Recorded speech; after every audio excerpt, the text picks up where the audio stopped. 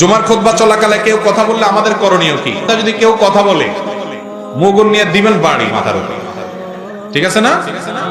অথবা ধমক দিয়ে চোখ না বলবেন চুপ, খুতবা চলা অবস্থায় কথা বলা হারাম, তারা নিষেধ করবেন না কেন? অসৎ কাজের বাধা দিবেন না? খুতবা চলা অবস্থায় কথা বলা তো গুনার কথা না ভাই। রাসূল আকরাম সাল্লাল্লাহু আলাইহি সাল্লাম বলেছেন, ইমাম যখন খুতবার জন্য বের হয় উঠে, তখন কোনো কথা বলা চলবে না, কোনো শব্দ নেই। এমন কি কেউ কথা বললে এ ভাই চুপ, এই কথাটাও বলা যাবে না, ইশারায়, হাত দিয়ে ইশারা, মানে কোনো শব্দ বলা যাবে না, কাউকে চুপ করার জন্য বলা যাবে না। আর আমাদের দেশে আল্লাহু আকবার, খুতবা শুরু হয়, এবার আমরা তখন দান বাক্স ছাড়ি, ঠিক না?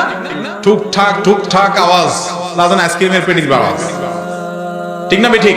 খবরদার এই কাজটা করবেন না। এই কাজটা বেশিরভাগ মসজিদে এখনো মানুষ করে, বিশেষ করে গ্রামাঞ্চলে। দান বাক্স যা ছাড়া দরকার খুতবার আগে পরে করবেন।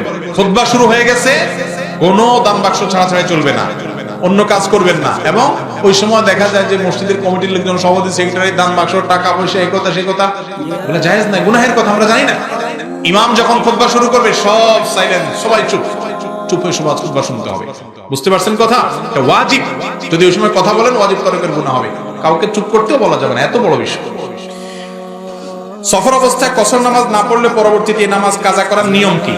সফর অবস্থায় যদি আপনার কসর নামাজ ছুটে, বাড়িতে আসার পর এটা কাজা যখন করবেন, সফরে যে 2 রাকাত কাজা হয়েছে, যোহর আসর এশা, ওই রকম 2 রাকাত পড়বেন। সফরে যেরকম কাজা হয়েছে বাড়িতে এসে কাজা করলে ওই সফরটাই পড়বেন, অর্থাৎ কসর পড়বেন। কথা বুঝে আসছে? আর বাড়িতে কাজা হলে সেটা যদি সফরে যায় পড়েন, তাহলে পড়বেন কিভাবে? পুরোটা পড়বেন যেরকম বাড়িতে থাকতে পড়তেন। আমি একজন জেনারেল ছাত্র, আল্লাহর রহমতে হেদায়েতের পরশ আমার অন্তরে লেগেছে। জীবনের এতটা পথ পাড়ি দেওয়ার পর এখন বুঝছি জীবনের আসল উদ্দেশ্য। কিন্তু জেনারেল ছাত্র হওয়ার কারণে না শিখেছি সহিহ শুদ্ধভাবে কোরআন তেলাওয়াত, না জেনেছি রাসূলের সিরাত, না জেনেছি ইসলামের ইতিহাস। অন্যদিকে বর্তমানে স্কুল কলেজগুলোতে ছেলে মেয়ের ফ্রি মিক্সিং, পর্দার খেলা, প্রভাব মেলামেশার জন্য আমার নজরকে হেফাজত করা সম্ভব নয়। আমার আর জেনারেল করতে ইচ্ছা করে না, এখন করণীয় কি? প্রথম কথা হলো ভাই, এটা অত্যন্ত অত্যন্ত ভালো লাগার মতো একটা কথা যে আমার একজন ভাই তরুণ বয়সে আল্লাহকে চিনে গেছেন, আল্লাহর পরিচয় পেয়ে গেছেন, রাসূল সাল্লাল্লাহু আলাইহি সাল্লামের আদর্শের সন্ধান পেয়ে গেছেন, জান্নাতের পথের খোঁজ পেয়ে গেছেন। এর চেয়ে সৌভাগ্যবান তরুণ আর হতে পারে না। ও তরুণ ভাই আমার, একটু আল্লাহর দিকে আসো, একটু কোরআনের পথে আসো, একটু হাদিসের ছায়ায় আসো, একটু সিরাতের নববীর সাথে পরিচিত হন। আমি শপথ করে বলতে পারি, দায়িত্ব নিয়ে বলতে পারি, আপনি আপনার স্বেচ্ছাচারিতার যে জীবন যাপন করছেন, আপনি আল্লাহর অবাধ্যতার যে জীবন যাপন করছেন, বন্ধু বান্ধবের সাথে যা খুশি তা করে বেড়াচ্ছেন, এই জীবনের চাইতে অবশ্যই আপনার এই পরিবর্তিত জীবন, আল্লাহর পথে আসা জীবনকে অনেক বেশি এনজয় করবে, অনেক বেশি তৃপ্তি আপনার মনে এনে দিবে। মনে রাখবেন, দুনিয়ার এই ভোগ, এগুলো সবগুলো ধোঁকার বস্তু। দেখতে মনে হয় অনেক সুখ, ওটা হাতে পেয়ে গেলে, ভোগ করে ফেললে তখন বুঝে আসলে তেমন কিছুই না, অশান্তি।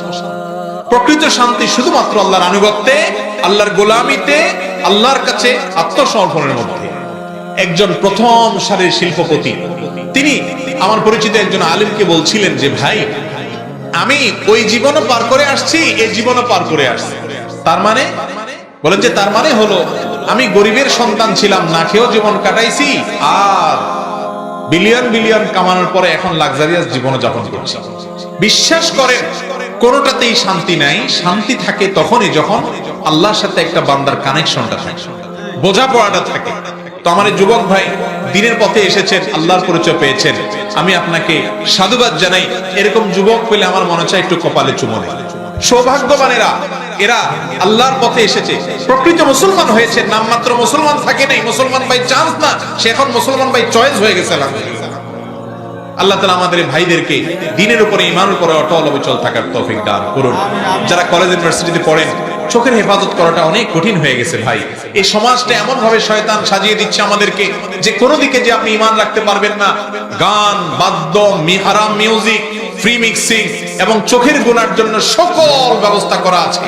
নিজের সঙ্গে লড়াই করতে হবে। কি করতে হবে ভাই? লড়াই করতে হবে, সংগ্রাম করতে হবে, নজরকে হেফাজত করতে হবে, আল্লাহর কাছে হাত তুলে চোখের পানি ছেড়ে দিয়ে আল্লাহর কাছে সুপর্দ করতে হবে, মালিক তুমি না বাঁচাইলে এই ভয়াবহ ফিতনার এই জোয়ারে আমি বাঁচতে পারবো না, ডুবে যাব। আল্লাহর কাছে দোয়া করতে হবে এবং ভালো ভালো বন্ধু যারা হারাম থেকে বাঁচার জন্য লড়াই করে সংগ্রাম করে নিজের সঙ্গে, সেই বন্ধুদের সাথে সান্নিধ্য নিয়ে তাদের সাহচর্য নিয়ে সার্কেল গড়ে তুলতে হবে। দ্বীনি সার্কেলের মধ্যে থাকলে, বন্ধু বান্ধবের মধ্যে যারা মুত্তাকি পরহেজগার, খুঁজে খুঁজে বের করে তাদেরকে যদি আপনি তাদের সাথে যুক্ত হন, ইনশাআল্লাহ দেখবেন আপনার ঈমানের উপরে টিকে থাকাটা সহজ হবে। আল্লাহ তাআলা আমাদেরকে তৌফিক দান করুন।